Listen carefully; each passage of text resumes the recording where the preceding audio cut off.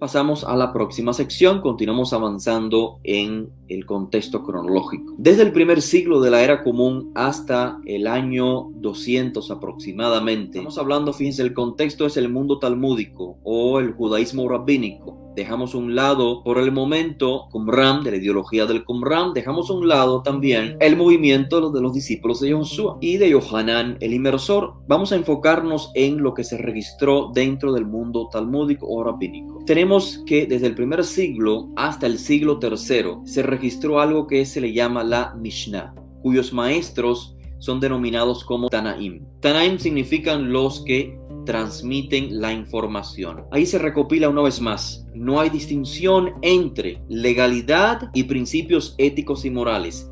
Se mezclan el Midrash Agadá y el Midrash Halajá. Entonces, en esa época se hace por primera vez un libro donde se recopila puramente tradición esotérica. Lo traigo a colación en esta sección, aunque no estamos del todo claros si el Sefer Yetzirah es de la época en que se compone la Mishnah, o sea que desde el siglo primero hasta el segundo, o si inclusive llega hasta el tercero o cuarto.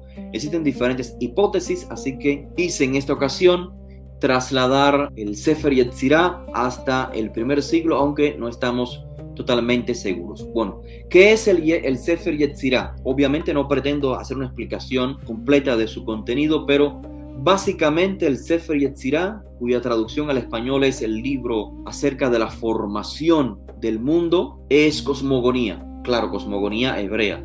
¿Cómo se formó el mundo? A través del habla, a través de las letras hebreas y mucho más que trataremos de Be'ezrat Hashem en las próximas charlas. Entonces, cuando hablamos del Sefer Yetzirah, no podemos hablar en términos históricos de Kabbalah. O sea, la enseñanza esotérica del Sefer Yetzirah no es exactamente la enseñanza esotérica de la Kabbalah, o sea, de la enseñanza de la Edad Media.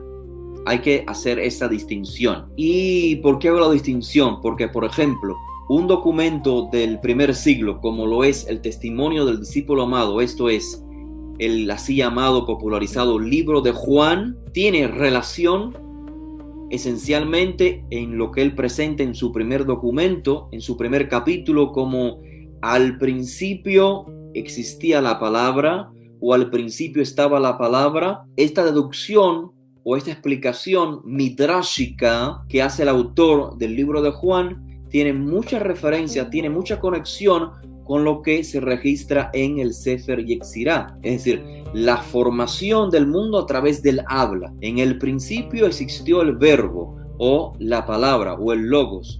Es exactamente lo que encontramos en el libro de Yetzirah. Otro documento cercano al primer siglo en el cual ya se estructura información puramente esotérica, es decir, se aparta el Midrash Halajá y se centra en el Midrash Agadá, es lo que se llama la literatura Hejalot. Hejalot es el plural de Hejal. Hejal significa cámara, un espacio donde se habita. Entonces, la literatura Hejalot, no toda, porque es variada, pero hay literatura que se puede trazar hasta el primer siglo y una vez más encuentra su referencia también en los escritos de los primeros discípulos que datan del primer siglo. En la literatura Hejalot se describen experiencias sobrenaturales desde el punto de vista judío, específicamente ascensiones al cielo, o lo que se le llama en hebreo Yordé Merkavá, como la divinidad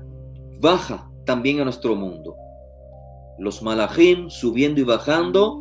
Recordamos el sueño de Jacob Avinu. Hejalot, para reducirlo, es mística hebrea, una mezcla de lo que sucede en el primer siglo, los conceptos judíos del primer siglo, que se traslada inclusive hasta el siglo IV, V también. Es esencialmente el encuentro con la divinidad, cómo se puede lograr, ya sea de arriba hacia abajo o de abajo hacia arriba. Ahí se hablan de 7 Hejalot, 7 habitaciones, también en otra ocasión se mencionan 10. No quiero profundizar mucho al respecto porque no es la temática de hoy. Lo más esencial es eso. Es mística, entiéndase, conexión con la divinidad, y lo que lo diferencia la literatura de Gehalot a la Kabbalah de la Edad Media es que no se habla del aspecto femenino de la divinidad, que ya esto sí toma lugar en la Edad Media, en el Zohar, por ejemplo, con el término de la Shejinah. Es cierto que el término Shejinah se registra en la literatura rabínica, pero no tan explícita o tan conceptualizada como ya sucede ya en el Zohar. Y de esto hablaremos Be'ezrat Hashem en futuras clases. Principalmente entonces, Gehalot son construcciones literarias basadas en ¿qué?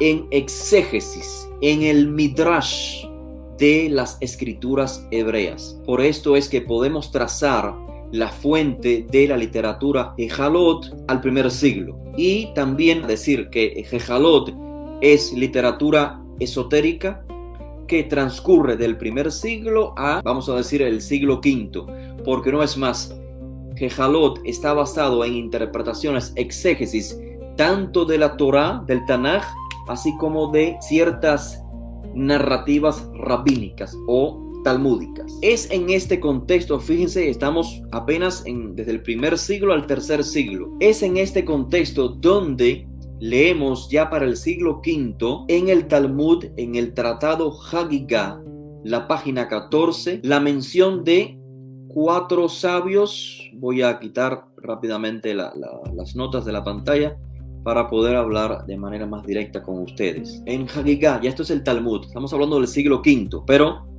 extrayendo conceptos de estos primeros siglos. Tratado Hagigah, Daf 14, 4 sabios, 4 rabinos entran al Pardés. El Pardés es un término que significa en español el huerto, haciendo referencia al huerto del Edén. Y se nos dice que recuerden, todo esto es simbólico.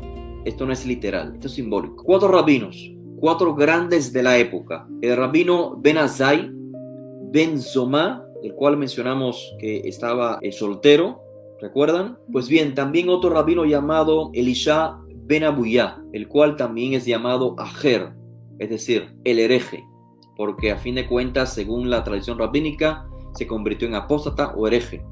Y por último se encontraba el gran rabino Akiva. Ya hablaremos de todo esto a continuación. Aquí estamos tratando de reducir todo para comprenderlo en términos cronológicos. Lo más importante a rescatar es que estos 4 maestros, grandes maestros, entran en un estado místico, en un acercamiento a la divinidad, y solamente uno de ellos, el Rabbi Akiva, dice que entró y salió Shalem.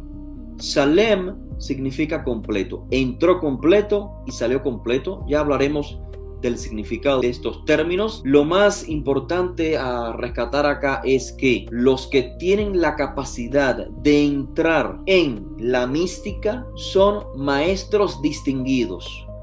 No son cualquier estudiante, son maestros distinguidos. Y solamente el que más entendido es de ellos, que es Rabbi Akiva, es el que sale sano y salvo, sale Shalem. Inclusive uno de ellos dice que muere, otro de ellos, Ajer, Elisha Ben Abuyá, se convierte en hereje tras esta experiencia mística.